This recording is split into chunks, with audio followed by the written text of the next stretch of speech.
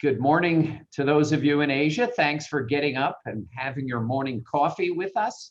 Good evening to those of you on the East Coast, and good afternoon to those of you on the West Coast. I'm Steve Orleans, President of the National Committee on U.S.-China Relations, and I'm thrilled to moderate today's program, which we've called High Stakes on the High Seas, the South China Sea under President Biden, which I think is a great title. In fact, I should thank Heini Guo, Bernice Xu, and Jason Togut, who have put together this outstanding panel of experts for the first time, where we have 3 countries represented on the panel, and we have 3 extraordinary experts, all of whom we know very well. I won't spend a lot of time with an introduction, but just to say that just before the call started, we were talking about how long the South China Sea has been a major issue in U.S.-China relations, and thinking back to when it reached President Obama's desk at the beginning of his first term.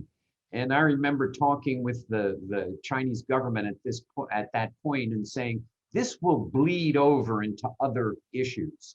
It will create a mistrust and a question of whether China is a responsible stakeholder in the international system. And now that we still are doing programs, in fact, the issue, if anything, has deteriorated over that time. But that's the intro. We've got 3, if I gave the full bios of our 3 panelists, we wouldn't have time for the discussion.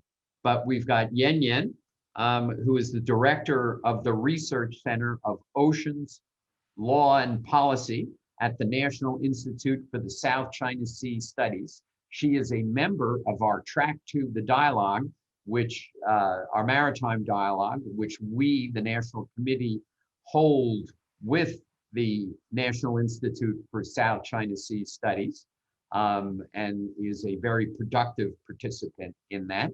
So welcome. Richard Heydarian, who is a professorial chairholder in geopolitics at the Polytechnic University of the Philippines, and is really one of the leading spokespeople in the Philippines on the South China Sea. And we have, been thrilled to have him joining us previous to this, and now joining us in this dialogue. And last is Isaac Kardon, who is an assistant professor in the Strategic and Operational Research Department at the U.S. Naval War College. He is also a member of the Track 2 Dialogue, which I made reference to, and the National Committee's Public Intellectuals Program, which is designed to do exactly what Isaac is doing today, which is take the expertise that one gets from one's teachings, one's research, and talk to the public about it, which is exactly what Isaac is doing today. We'll start with Yan Yan, we'll go to Richard, then we'll go to Isaac. Each will talk about 7 minutes, then I'll ask some questions. We've already got some terrific questions from the audience, but Yan Yan, great to see you. You were telling us things are good in Haikou, so please kick it off. Thank you, Mr. Orleans. First of all, I'd like to thank the organizers for giving me the chance to speak. And I'm always happy to talk about the South China Sea. And I think the communication is very important, especially during times of the pandemic, that we cannot meet each other very often. So I'm really glad that I can talk here today. Well, within this 7 minutes, I'm thinking maybe I can share with you some of my observations of the current situation in the South China Sea, and then we can save some time for the discussion. Well, as the first speaker, I would like to say that from my personal point of view, I think the South China Sea current in this year, 2021, is rather stable. It's quite peaceful compared to last year. And because the South China Sea issue, in essence, is a dispute on the territorial sovereignty and the maritime jurisdiction issue between China and the other upclimate states in the South China Sea over those islands, reefs, and features in the Spratleys. And it is the the South China Sea covers the broadest contested waters in any disputes elsewhere in the world. And that's why it's the most complicated maritime dispute in the whole world. Among coastal states, well, this year, we see that there are tensions, but also there are cooperations. Well, tensions are like, let me give you 3 examples. The first one is the Wisdom Reef issue, which has been lasting for, I think, at least 2-3 months earlier this year. Well, I think the fishing vessels of China at the reef, the Wisdom Reef, were sheltering from the bad weather and has no plan to stay there permanently. And we can see it from now that they have already all left. So it's I do understand the South China Sea claimant states are very sensitive about China's behavior in the South China Sea. But it's just never China's intention to occupy new features in the Spratleys. And so I think that hyping the tension is not helpful to the peace and stability in the South China Sea. So that's about the Wisdom Reef event. And also a more recent thing is about Malaysia's accusation of China's military planes, 16 transportation military airplanes flying through its airspace and the FIR and did not respond to this control. And I think that regarding to this issue, I think there are several legal problems of Malaysia's accusation because, like, first of all, the boundary of the EEZ claim by Malaysia in the South China Sea is actually not clear. So I personally don't know where the claim boundary is because they have not yet published their territorial baseline, and thus you don't know where the boundary of the EEZ is. And also the flight information region, the FIR, by the ICAO does not affect the flight and exercise of military aircraft. The ICAO actually has not made any mandatory regulations on the response of military aircraft to the coastal states in the FAR. And thus, I don't think that China violated any international law rules and regulations. And I think Malaysia is pretty sensitive about this thing, but I don't think much has changed. And it's not a big deal, honestly. And also regarding to Chinese Coast Guard law, which has been entering into force since this February, 4 months has passed, and I see that the Chinese Coast Guard's operations and activities in the South China Sea has not changed at all. So the Coast Guard, the Coast Guard law itself, it's like the Chinese Coast Guard is actually both an administrative law enforcement agency and as well as an armed force. And I think the provisions of the Coast Guard law regarding the use of force and use of police equipment and weapons neither violate rules of international law nor exceed current state practice. So basically it's the same as what the US Coast Guard do and the Australia Coast Guard, the Philippines Coast Guard, that they're both administrative law enforcement agency as well as an armed force. So it's just I think nothing illegal there. And also Chinese Coast Guard's operations does not change now in the South China Sea. Also, we see, besides these tensions, I also see many maritime cooperations among coastal states in the region. Like, for example, in this April, Indonesia's submarine sank to the depths of more than 800 meters. It's a tragedy that more than 50 people died on board. So China also sent our military vessels to help lifting this submarine. And I think there's a very good military cooperation between China and Indonesia Navy. And also China and Vietnam. There has been the joint patrol in the Tonkin Gulf, in the Beibu Gulf, has conducted the 21 times, and this at the end of April, I think the two countries conducted another joint patrol in the Tonkin Gulf, which will continue. I think that's a good example of maritime cooperation between two states in the South China Sea, and also between China and the Philippines. I think the 6th bilateral consultation mechanism meeting has been conducted earlier in May 20 or 21st. and the two countries continue to talk about the South China Sea on this bilateral platform. That's among the coastal states. And about the extra-regional powers like the United States or European countries, I would like to say that I think the U.S. South China policy is consistent of the Biden administration and its previous government. I think that the United States have already taken sides several years ago in the South China Sea issue, and it continues in the Biden administration. And also, it is the Biden administration has conducted more military presence in the region, in the South China Sea, than the previous administration, and that's what I see so far. What is worth mentioning is about the Alaska dialogue, the first face-to-face encounter between China and Biden administration's the top diplomats in Alaska in March. I think one interesting thing is that the South China Sea is not does not rank top or maybe top 3 issues during that dialogue. They didn't even touch a lot about the South China Sea. Maybe the trade war and everything else have a higher level of discussion between the two top diplomats. But South China Sea is not a big issue, the biggest issue there.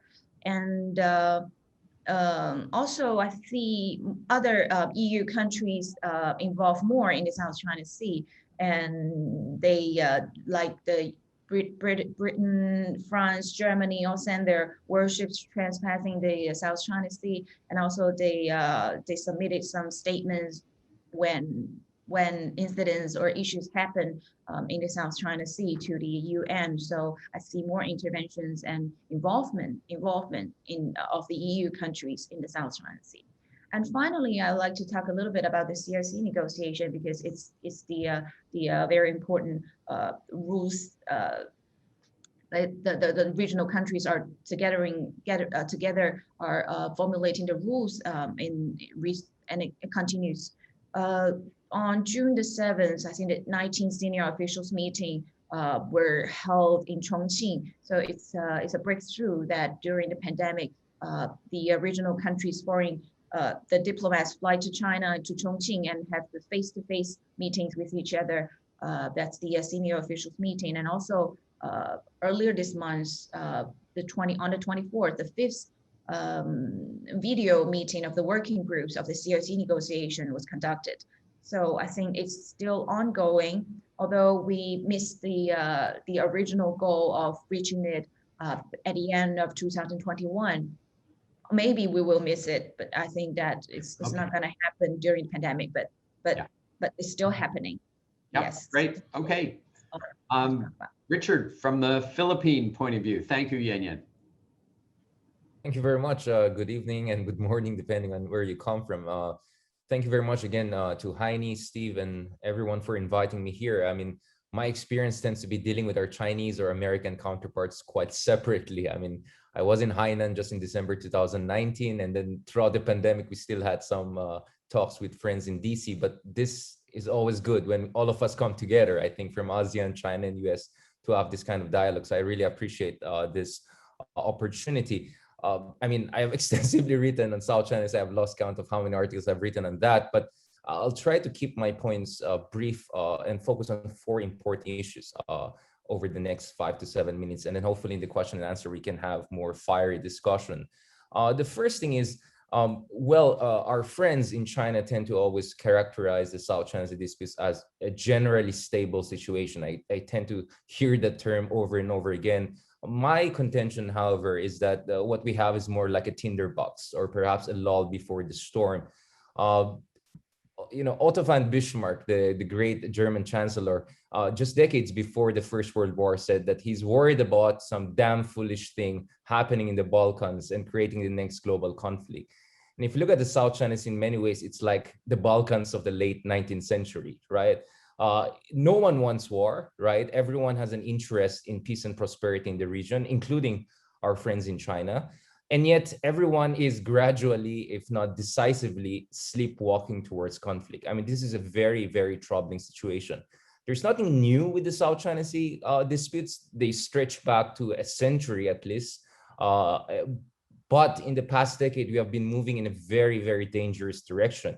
And I think part of the culpability rests with China. Again, no one is innocent. I would say that my own country, the Philippines, was quite an aggressive claimant in the 1970s.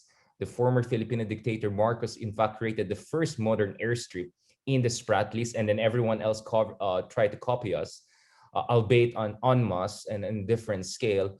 But the reality is that in the past decade, China has significantly changed the facts on the ground in ways that has really escalated the tensions. I think if you look at China's domination strategy in the South China Sea, we're really looking at 4 stages. The first stage was the introduction of the Sansha City Administrative Prefecture in 2012, and then the reclamation activity that started by December of 2013. So within a very short span of time, we saw China dramatically changing the facts on the ground through geoengineering on steroids, right? And it seems that Obama administration was really caught off guard. The second stage was really the militarization of these artificially created islands or land features in the Spratlys, in the Woody Island, among others. We saw the deployment of surface-to-air missiles, electronic jamming equipment, and of course, the positioning of the PLA forces and establishment of multi-kilometer long airstrips in multiple areas, including the Fiery Cross, Mischief Reef, and of course, in the Woody Island area in the north. But the third phase, I would contend, is what I call the militarization of the disputes. And if you look at the Whitsun Reef incident or standoff earlier this year, if you look at the Reed Bank incident in 2019, when a suspected Chinese militia sank and almost drowned 22 Filipino fishermen in a contested energy-rich area in the Reed Bank, we're seeing that the Chinese militia forces are increasingly at the very forefront of what you call the Chinese gray zone strategy. So we're still not talking about gray hull or conventional naval forces getting involved directly, although of course they're always just over the horizon. But it's also troubling to see that the Chinese Coast Guard, which is now an extension of the PLA, they have been actually incorporated in the PLA command and control structure. So they're not really white hull, they're also increasingly gray hull. We see that the Coast Guard and the militia forces of China are getting more and more involved. And that raises a lot of worries because fishermen come militia forces are not professionals. They do not follow the same kind of training and protocols that normal naval forces follow. And with the United States since 2019 treating these militia forces as an extension of the PLA Navy, you can see that the stars are aligning for potentially dangerous accidents in the high seas that could rapidly escalate into a much more troubling situation, right? And that brings me to the second point.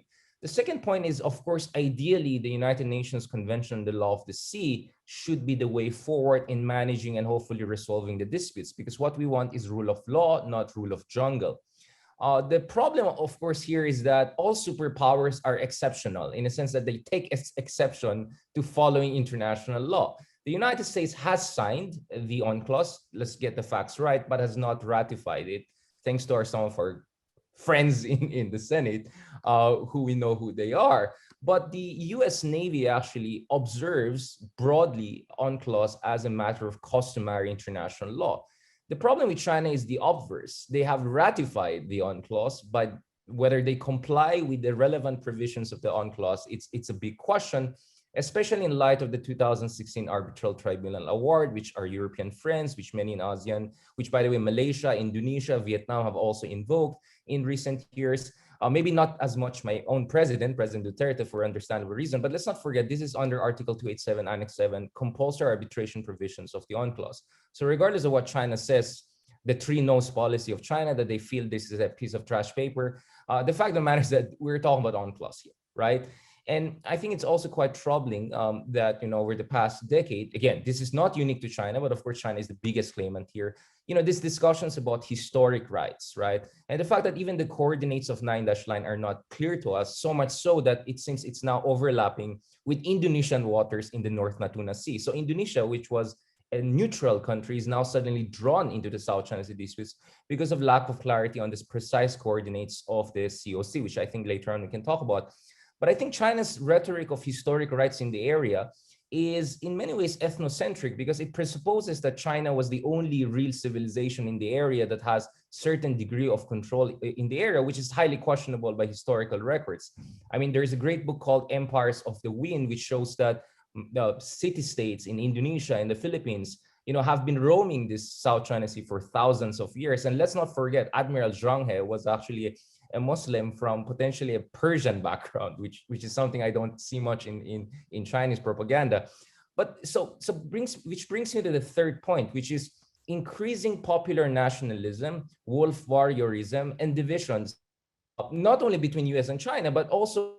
And so the ASEAN clearly is very divided on these issues. They do not want to even talk about the South China Sea at all, including Cambodia. I cannot blame them. They have no direct interest, but they have a direct interest in not pissing off the Chinese, right? So I can't understand that. And ASEAN, unfortunately, is today, not in the past, that's a myth, but today ASEAN is really led by unanimity-based decision-making, not muafarat, not consensus, and that's a recipe for paralysis.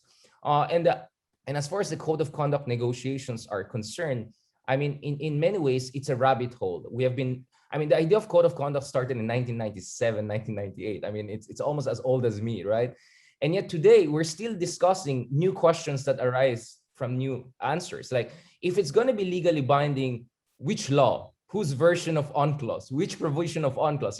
We can go on forever. So I'm not surprised that these COC negotiations are not going anywhere. That's why our contention is that better have a COC among ASEAN claimant states who actually agree with relevant provisions of UNCLOS. So if Malaysia, Philippines, and Vietnam agree with the arbitration award, then just negotiate a real COC among yourselves.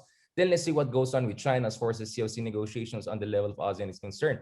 But what really worries me is that the wolf warrior diplomacy is not only among our Chinese friends, but is also extending across the region, including the foreign secretary of the Philippines, who went ballistic on Twitter a few weeks ago and used pretty spicy language against our Chinese counterparts, which I think was absolutely undiplomatic. And there's now a gag order on him on not to comment on that.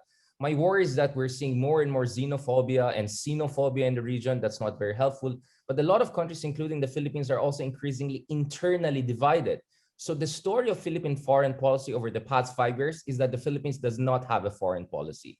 President Duterte says something, his defense secretary contradicts him, the foreign secretary tries to synthesize the contradictory positions. At the end of the day, we have incoherence and increasing internal divisions within the country. And as a Filipino and Southeast Asianist, I'm not very happy about that situation, because the more the situation intensifies, the more you have different camps trying to divide the country rather than having coherent diplomacy. That's not really something good, especially when you're talking about countries that do not have a coherent culture, strategic culture. And I think the South China dispute, unfortunately, is getting dragged more and more into domestic political positioning in ways that is not helpful for our national interests and also for regional interests. And lastly, let's go to the issue of how to deal with the South China Sea disputes. Again, no one is innocent. Everyone has their own share of culpability. But my contention is that China is an indispensable stakeholder as far as peace and prosperity in Asia is concerned. And by the day, China is getting more and more important to regional peace and prosperity by its sheer size and economic prosperity.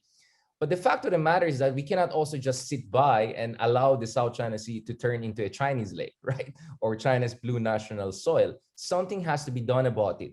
The fact of the matter is that we cannot contain China. China is just so important and so central to regional and global economy. We cannot pull off the kind of stuff that we tried to pull off against the Soviet Union. But we can do what political scientist Gerald Segal very aptly called constrainment. We can constrain the more revisionist tendencies of China's foreign policy, and that could be done, I contend, through minilateral, not multilateral, but minilateral coordination among core and key ASEAN member states like Indonesia, like Vietnam, like post-Duterte Philippines or Malaysia, and the Quad and other like-minded powers who believe that no single power should dominate the South China Sea. So on that point, I will end because I can, we can have more spicy discussions later on. And I can see there's plenty of spice. There's plenty of spice in that, which I'm sure there's plenty of spice in that, which I'm sure Yen will respond to. But let's turn to Isaac for what's going on in the United States, and has Biden brought anything new to the discussion? Thanks, Steve. It's an honor to be invited by the committee and to represent your terrific public intellectuals program. And having participated with Steve and Heini, who have organized a series of Track 2 maritime dialogues with our Chinese counterparts, including my friend Yan Yan, for many years, since 2012, I believe. We've really had a great forum for discussion of these issues for a long time now. And I think discussing these issues is never more important than it is right now, given the overall tenor of the relationship. So I'm happy to do it. And of course, speaking only for myself, not for the Navy or the US government, but I will be speaking about the Biden administration's approach to the South China Sea thus far.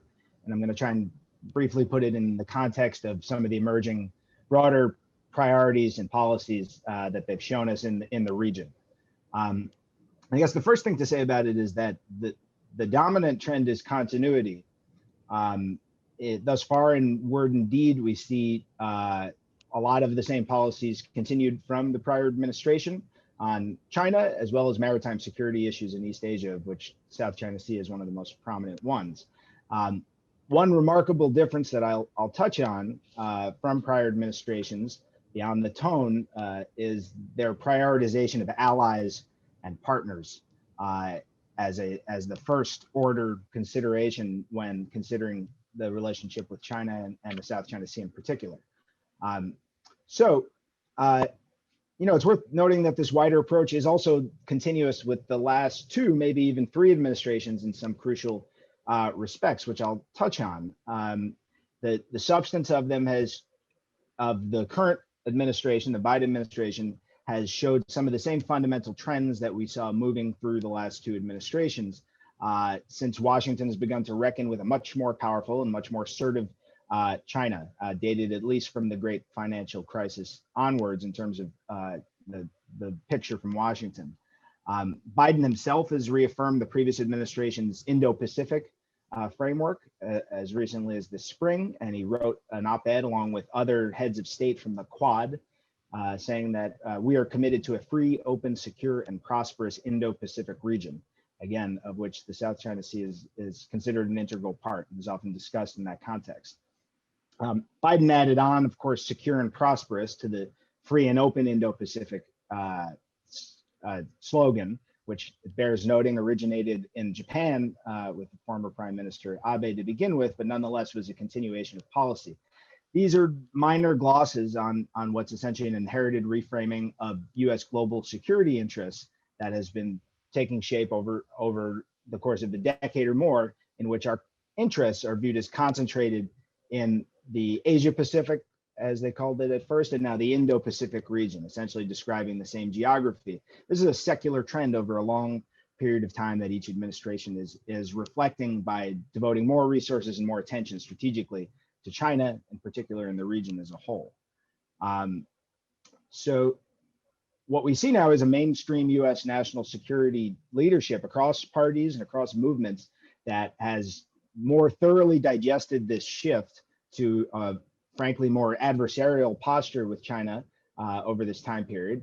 And it almost appears to be one of the few certainties in an otherwise pretty unpredictable Washington of late. So on South China Sea policy in particular, that was sort of the broad picture of it being continuous with this Indo-Pacific rebalance, pivot, you name it, this idea that you need to concentrate more American strategic attention in that region. So the South China Sea is an area where US and Chinese interests and interpretations of the law and any number of other issues really come to sort of direct, I won't say conflict, but they're certainly in tension with one another across a number of different dimensions, security as well as economic. And it may be second only to Taiwan in terms of the fundamental strategic tensions that the South China Sea manifests and reflects in the bilateral relationship. So the most visible of these are the security interests that the United States has been talking about, at least since Hillary Clinton visited the ASEAN Regional Forum in Hanoi in August 2010. And they've tended to be associated with the Freedom of Navigation program, the FON program. And I suppose the other side of that security coin is a lot of people are very familiar with the man-made island bases that Richard spoke about as well. And these are worth looking at, but I want to take us a little bit beyond those in a moment. But I guess on that count, it's worth noting that the Freedom of Navigation program, which has been in existence for a long time, but was really rejuvenated in 2015 has been on a very regular tempo, in fact, an increasing tempo since that time, something on the order of 40 since the program resumed in October 2015. And now we're on something like a twice quarterly tempo. But the thing to emphasize with these operations is that they are minor operations in a much broader operational picture that we've seen from the United States Navy, and one that has changed more significantly over time, I would say, than the relatively minor operations that are most visible in the media and in diplomatic rhetoric. For example, just this month, the USS Ronald Reagan Carrier Strike Group, which is not just the carrier, it's many aircraft, destroyers, cruisers, submarines, etc. It's been conducting maritime security operations in the South China Sea all month, including maritime strike exercises, coordinated tactical training between surface and air units, exercising with partners and allies, etc. And describing these carrier operations in the South China Sea as part of the US Navy's routine presence in the Indo-Pacific. And I'd throw in there a much more routinized transit of the Taiwan Strait and a variety of other operational ways that this administration has continued a long-standing series of sort of incremental upgrades in terms of US presence in the region. On that other kind of hot button security issue, the PRC's man-made bases in the Spratlys, they are operational in a very significant way now, and we've observed them being used for resupply and logistics for various Chinese vessels, official and pseudo-official in the form of the militia. And I think the key thing to take away from these in terms of the security dynamics is not so much between China and the US.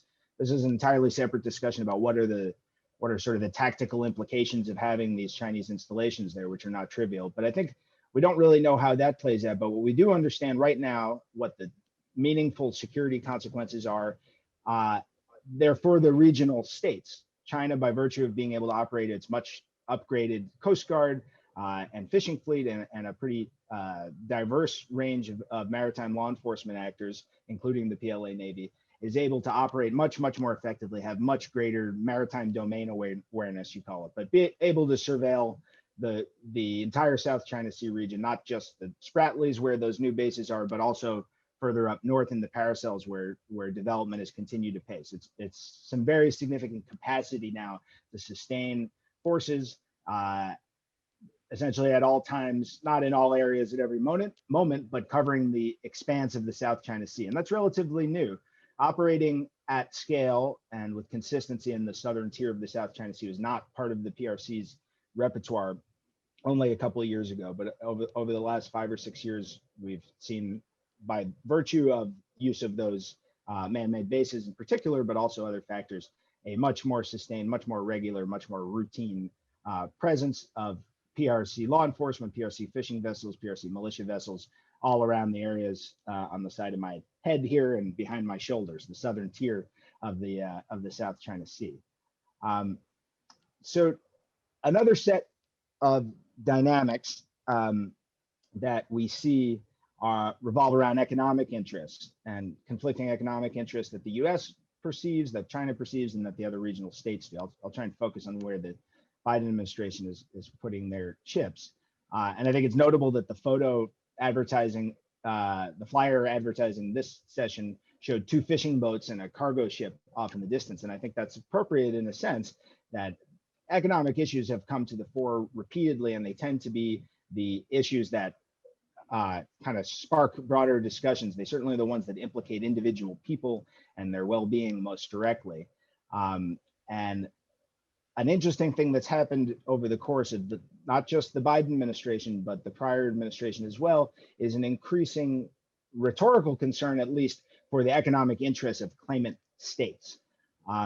The previous administration emphasized all the value of trade transiting the South China Sea, the oil and gas in particular, the fishing grounds, the employment, et cetera, and made a very, very deliberate and specific effort to say we are concerned about the resource endowments, the rights to resources, oil and gas, fisheries of all the claimant states in the South China Sea. And that was the first time that had really appeared in US messaging. This was back in July 2020. There's a whole series of State Department statements, as well as I believe Assistant Secretary Stilwell did a very long interview There was a note verbal to the UN. The US kind of shifted its posture and was very, very specific about a lot of these economic issues in a way that we hadn't seen, to include levying sanctions on a number of Chinese firms that have been involved in land reclamation and other projects involving militarization of the South China Sea features. And on that count as well, that's a sanction regime that was inherited by the current administration. It's been kept largely intact, and in fact, it's been expanded.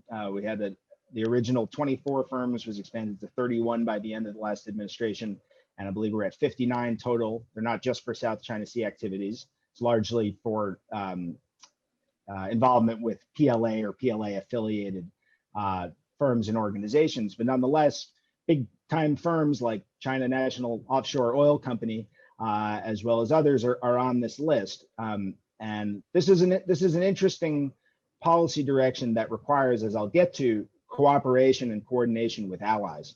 And I think that ends up being really the most significant change or different trajectory that we're seeing. Okay. Steve, if you want me to say a few words on allies and partners, I'm happy to do that. Otherwise, I was actually going to ask, over. my first question to you was going to be on allies and partners. Yeah, so talk about it, but also talk about it in the context of these sanctions. So the Biden administration gives a lot of, uses a lot of words about allies and partners. These sanctions are unilateral. I have not seen the British, the French, the Italian, the Japanese, the South Koreans join with us. So what's going on here? Is this smart policy? Well, I will punt on the last question. As far as what's going on here, I think we haven't seen them bite yet. You're right, and they are executed by an executive order rather than various other modalities that they might do it. But I think nonetheless, the administration is counting on allied support on this, and so I think it's probably too soon to say whether or not the policy is having any effects there. But what we have seen, at least from allies and partners specific to the South China Sea and specific to these security dynamics, is you really do see a lot more gray-hulled vessels from European and other extra-regional states that are now both operating in the South China Sea and in the Taiwan Strait and in the Western Pacific, and talking about it a lot in ways that have not made China particularly happy. Just a few that are worth noting. The United Kingdom, probably most significantly, is deploying its new carrier strike group to operate in the South China Sea. They're on their way there, and they're going to be stopping to exercise with the Indians, which for a new type of exercise. Steve and I were just talking about the South Koreans now joining a US-Australia exercise that has a big China theme to it. We see the French deploying nuclear submarines to the region, doing Taiwan Straits transits. We saw the Australians and the Germans, in fact, now deploying naval vessels and pronouncing their national interest in freedom of navigation in the South China Sea, particularly.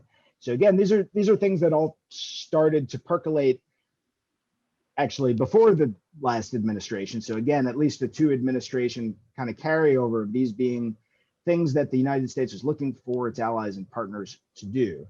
And yeah, Yan mentioned this as something that has been troubling for Beijing in no uncertain terms. I feel Yan, I think both Richard and Isaac were kind of pretty tough on China. Is anything, before I start getting to specific questions, is there anything you want? I should give you time for rebuttal. Well, thank you, Chair. Well, I do agree with Richard that things are becoming more dangerous now in the South China Sea than decades ago. And I think that, to be fair, I think all the claimant states have conducted unilateral actions and trying to increase their effective control over the features that have already occupied. I think that's the situation here in China. And I think the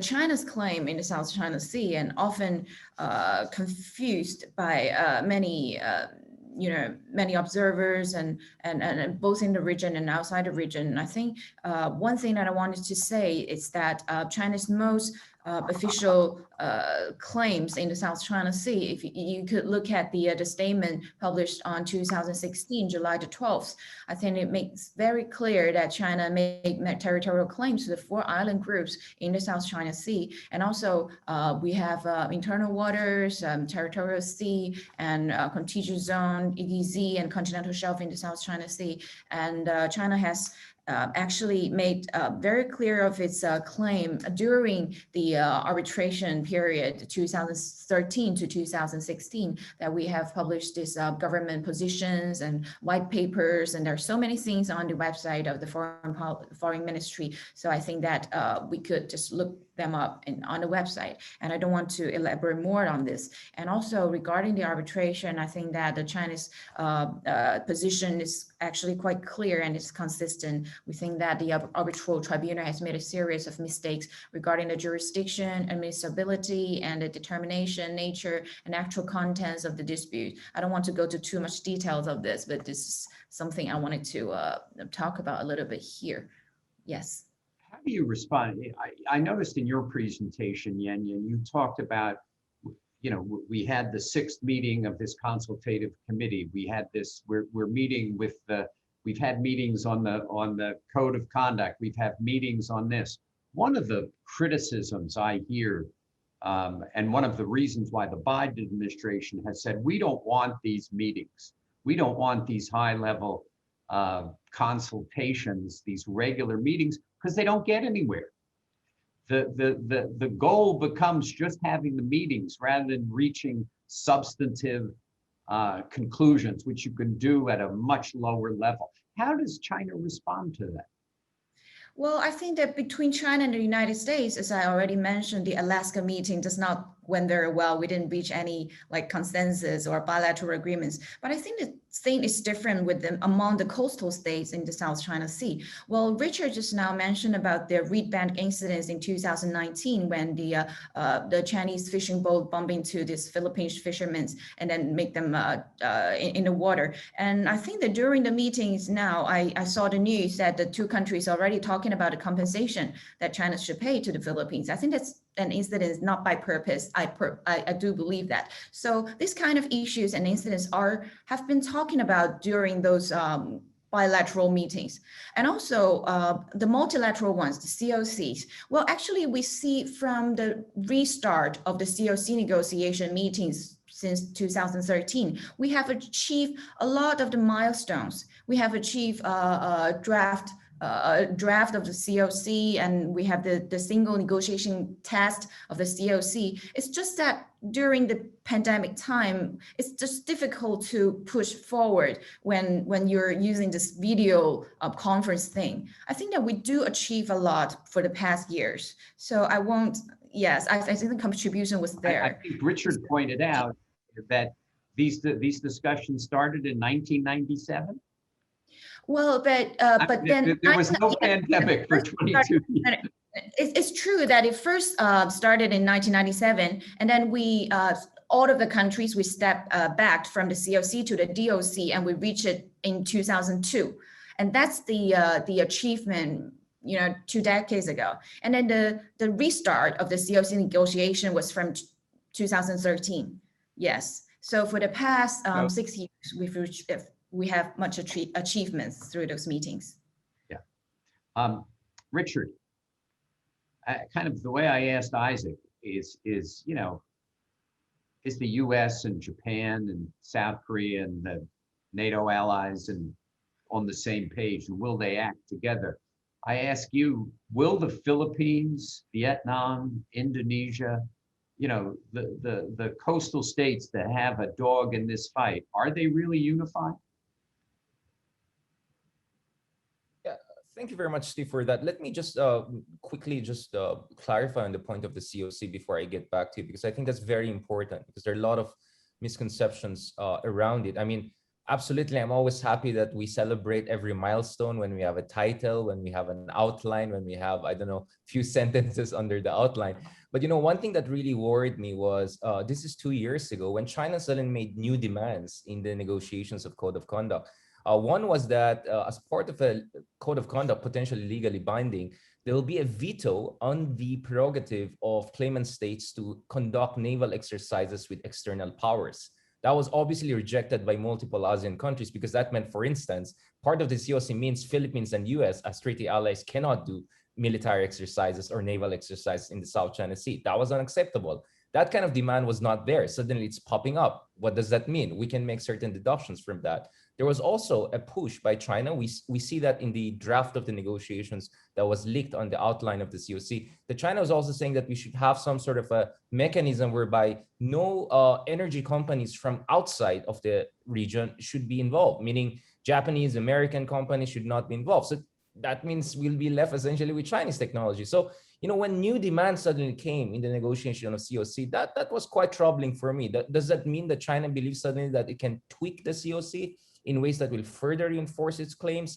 And then, by the way, the COC also made it clear in the outline that maritime boundary delimitations and territorial claims will not be covered. So in the end, I'm beginning to wonder what's the point of this, because we already have a DOC and the provisions of the DOC are quite clear. It's not legally binding, but it's quite clear you cannot do unilateral activities like what we're seeing in the past 8 to 9 years in the South China Sea. So my worry is that this is dialogue, not only for the sake of dialogue, this is dialogue to actually create acquiescence and an illusion that we're moving in the right direction. So for me, I rather get rid of the COC and focus on the so-called triple priority and all sorts of aggressive military maneuvers in the area and all sorts of aggressive reclamation or changing of facts in the area, and also move towards some sort of mechanism of delimitation and proper kinds of communications to move forward. So I think those are more priority to me than this COC that is not only a rabbit hole, but a dangerous kind of rabbit hole that is creating illusion that we're moving forward in the right direction. This is what I say since following this thing for the past 10, 15 years as a journalist, academic, and policymaker. Now, going back to your question, I mean, I kind of ended on that point because I knew that Isaac is going to pick on that. I think we should just dispense with the illusion that ASEAN is going to get its act together as a collective body of 10 countries, right? Because first of all, the divergence of interests and perception threats are very, very different. And I cannot blame the Cambodians or people in Laos or Myanmar not caring about the South China Sea and not willing to risk their interest. The same way they cannot expect the Philippines to risk its relationship with China over the Mekong River, for instance. So I accept that. But the fact of the matter is that there are certain key members in the ASEAN, let's just call them the pivot state or fulcrum state, like Indonesia, Vietnam, Malaysia, and the Philippines, who are more like-minded, who have some legitimate concerns about what's happening in the South China Sea, who share similar views perhaps on the UNCLOS and how we should move forward. And I think these are the countries that the Biden administration should reach out to on a minilateral basis. And for those who say that minilateralism comes at the expense of ASEAN multilateralism, that's nonsense. I believe that we have to first accept that ASEAN centrality is a myth, right? The ASEAN outlook on the Indo-Pacific is a defensive, almost pathetic kind of statement.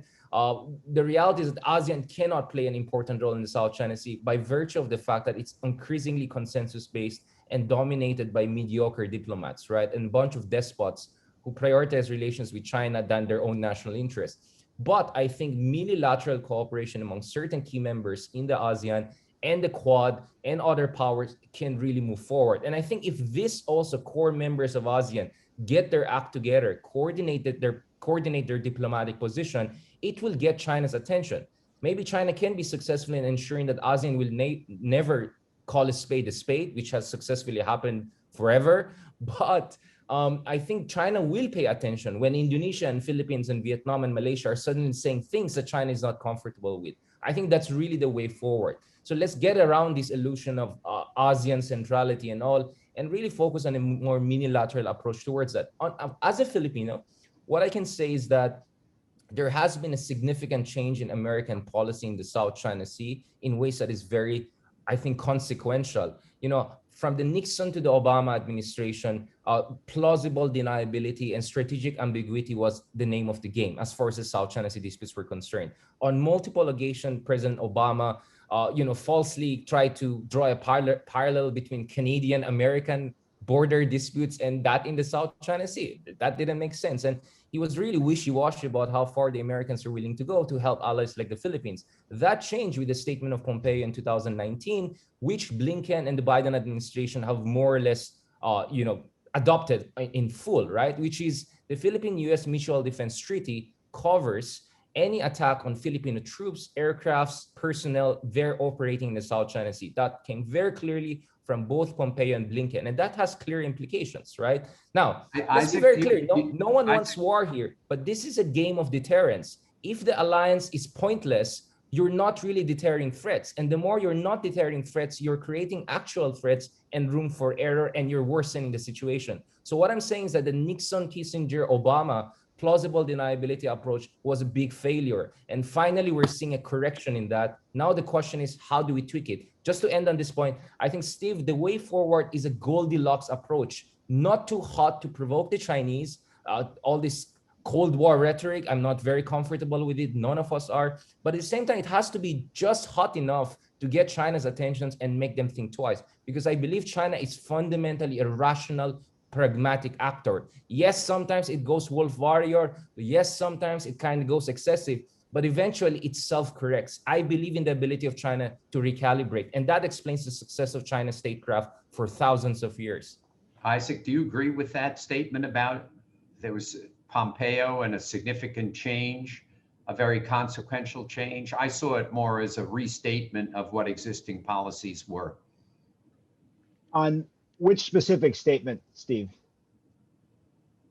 What Richard had just referred to in terms of the mutual defense treaty and in terms of position on, on sovereignty in on the islands in the South China Sea. I did not see a huge change. No, I don't think that the U.S. has reinterpreted that treaty commitment. It's always covered government ships and territory under the sovereignty of the Philippines. And it's important to note that the treaty text for the Philippines differs dramatically from the U.S.-Japan bilateral treaty, which talks about areas administered by Japan. Thus the interesting situation with the Senkaku. But I think that was a really key statement in terms of the reaction it engendered in the Philippines.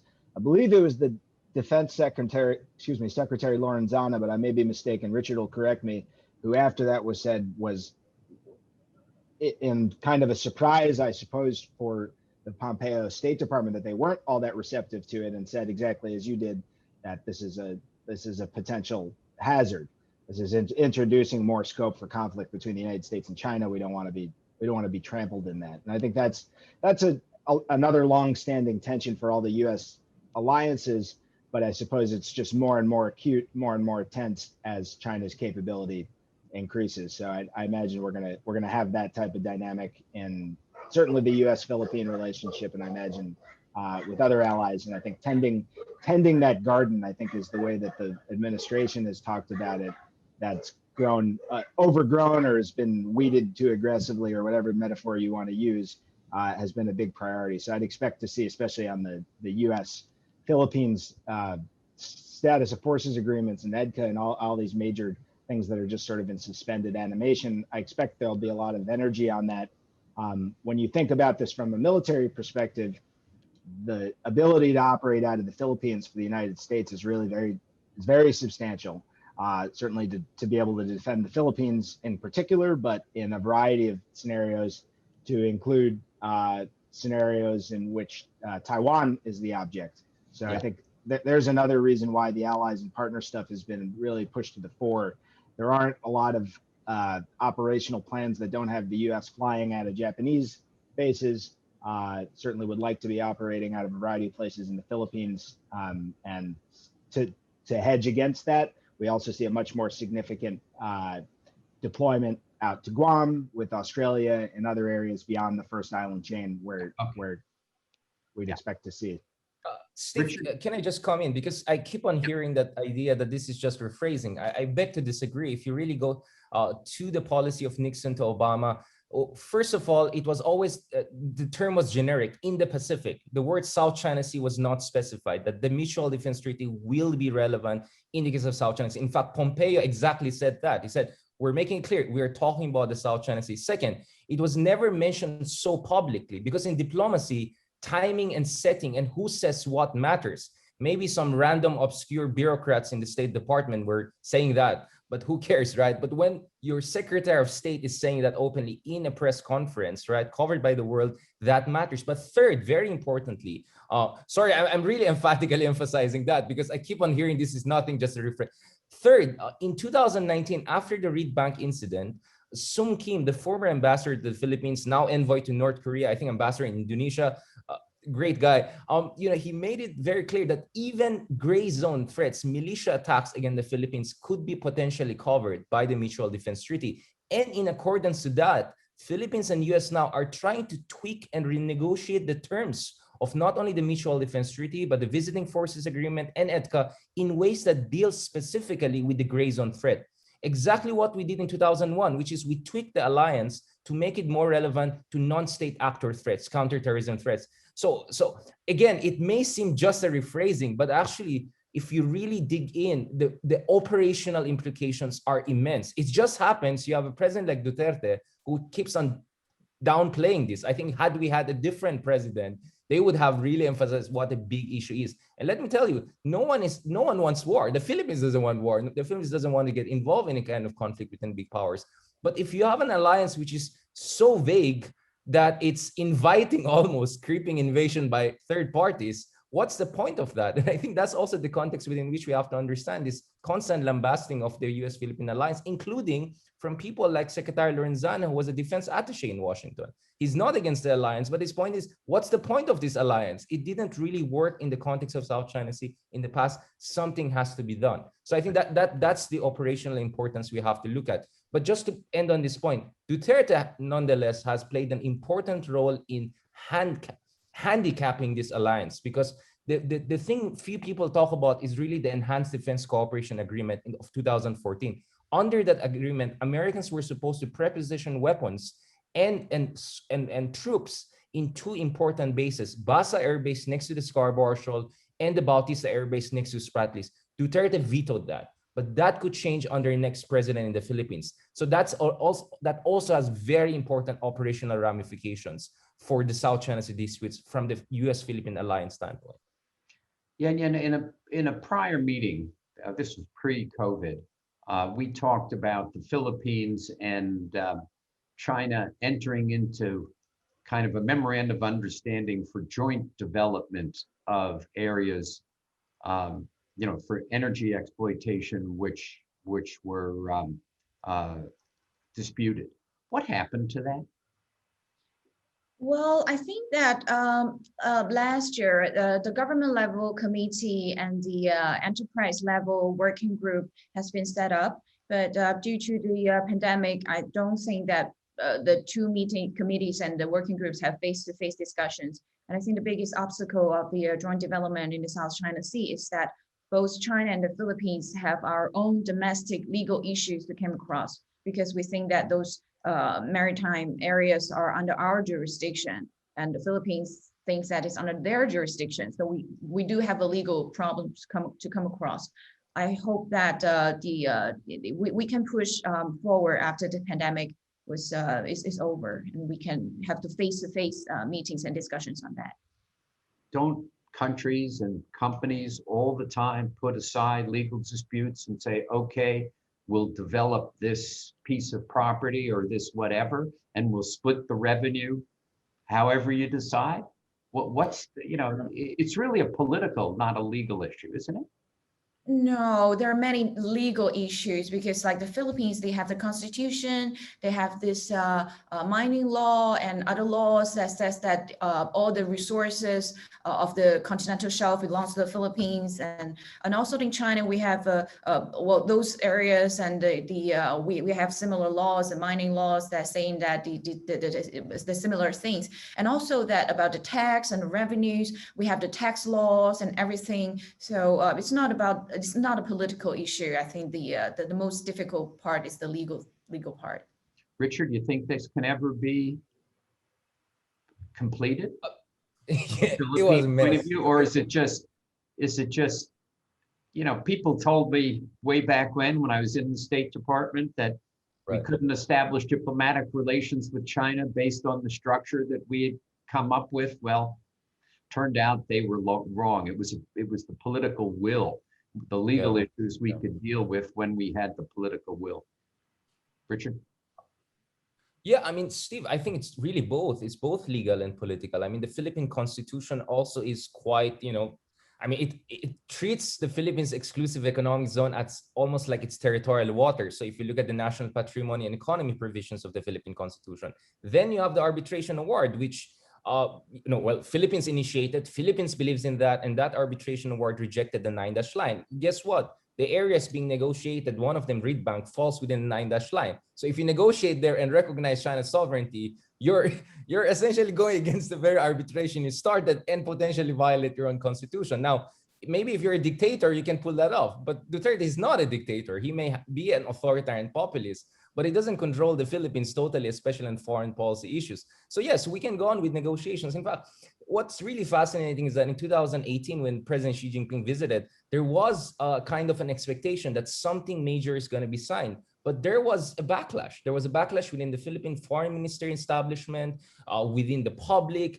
No one wanted to sign anything that looks like the Philippines is giving away its sovereign claims in the area or rejecting. I mean, maybe Duterte is fine with that, but bureaucrats who are going to be there for the next 10, 20 years, they didn't want to face the music once Duterte is gone, you know?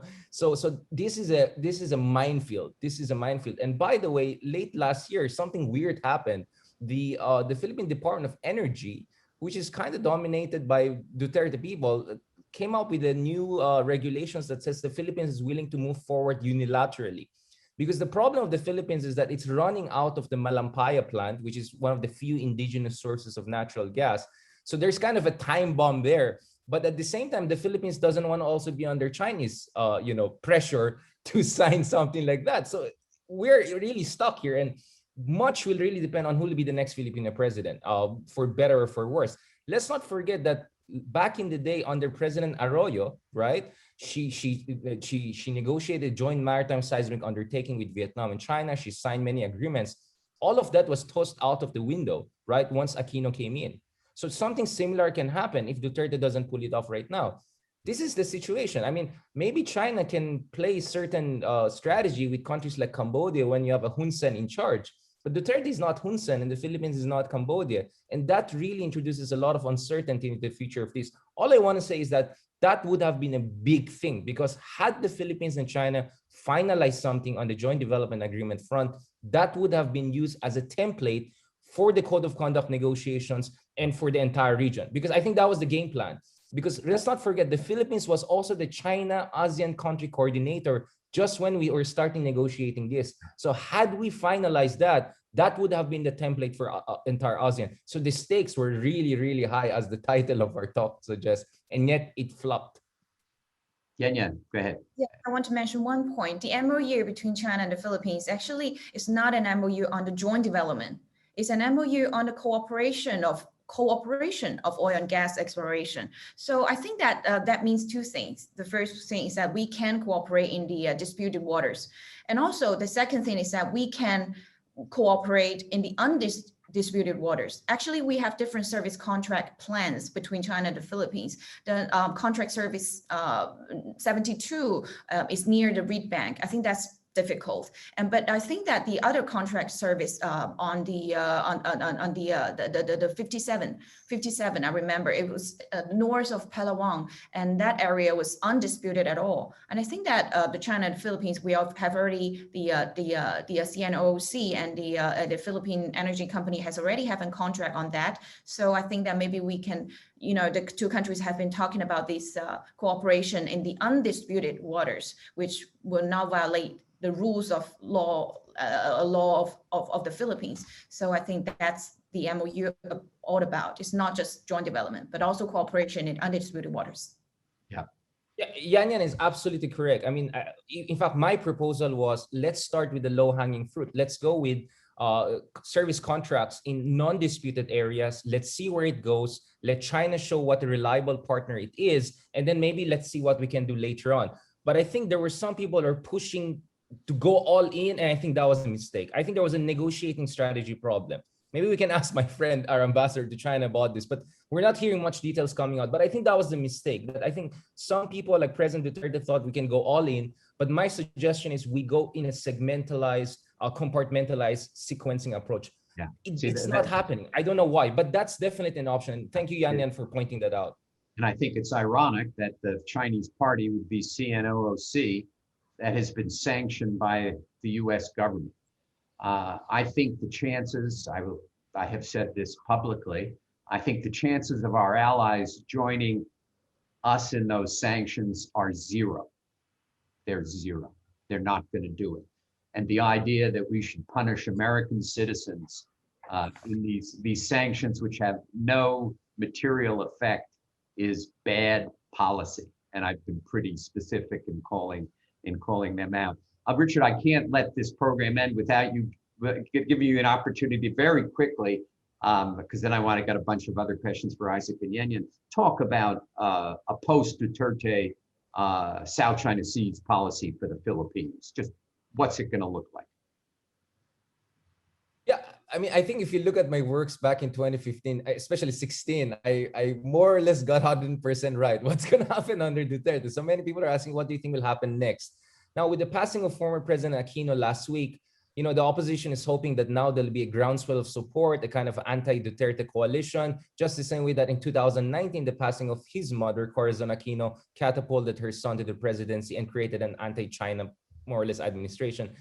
I have, you know, his story may rhyme, definitely doesn't repeat, but maybe this time it will not rhyme. Marcoses and Dutertes are in very good position to become the next president. I'm talking about Sara Duterte, the daughter of the president, and Bongbong Marcos, Ferdinand Marcos Jr. They're leading the surveys. They have massive resources. They're in a good position to become the next president.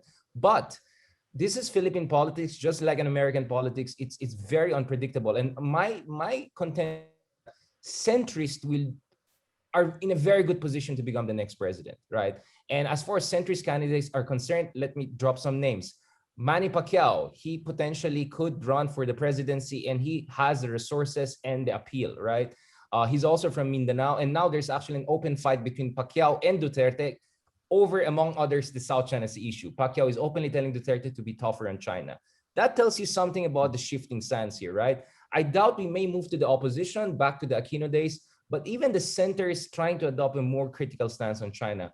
The current mayor of Manila, Isko Moreno, is also a big contender for the presidency.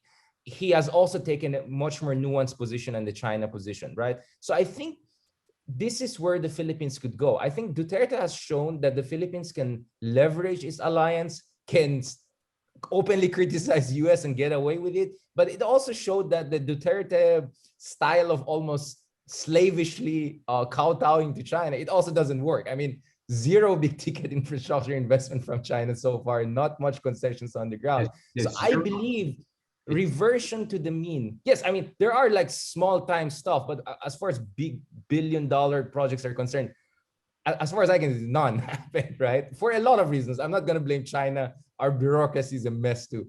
But my contention is reversion to the mean could be the what's going to happen in the future, which is neither a very US aligned kind of approach we saw under Aquino, nor this kind of all in for China and then flopping, right? We may see a much more calibrated and measured presidency who actually perhaps could pull off things that Duterte was not able to pull off. Whether this is Sara Duterte, whether this is Bongbong Marcos, or a very centrist candidate, I see more or less that the direction for the Philippines. So it will not be a game changer, but I think a game correction. That's what we're going to see under the next Filipino president. Isaac, what happened? Once upon a time, Obama met with Xi, and there seemed to be some understanding not to militarize the Spratlys. Was that what happened?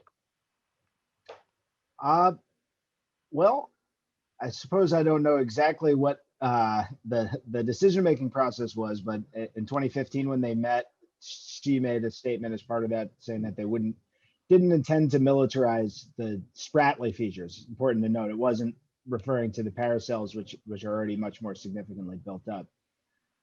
And I think the Chinese explanation for it has been that they're necessary defensive measures. They still don't describe it as militarization, which I think is not a fine parsing of the definition that is widely accepted. These are very large facilities. You could fit Pearl Harbor inside the lagoon at Subi. They have not deployed, warships there on a regular basis or bombers or fighters, but they're set up for exactly that. As to why there was, I guess, a misunderstanding about what the meaning of Xi's phrase was, I think it would be speculative to say, but ultimately the Chinese interest in controlling that space has been continuous. I don't think that she intended to make any commitment that would restrain China in any way from using the South China Sea as China saw fit. And I imagine that you know, it's difficult to make commitments in these types of circumstances, and I wouldn't expect many of them to be honored in the breach. Yan, you have anything to add on that? Well, regarding this military thing, I think that what concerns me most is not the U.S. like FONOPs and these regular military exercises, but it's actually the increased frequency of U.S. Intelligence gathering activities in the South China Sea, as well as the United States gray zone operations in the South China Sea. Let me give you just one example. I see some the news of the U.S. civilian aircrafts has been masked as Malaysia airplane and trying to spy on China. And also the US has been sending more civilian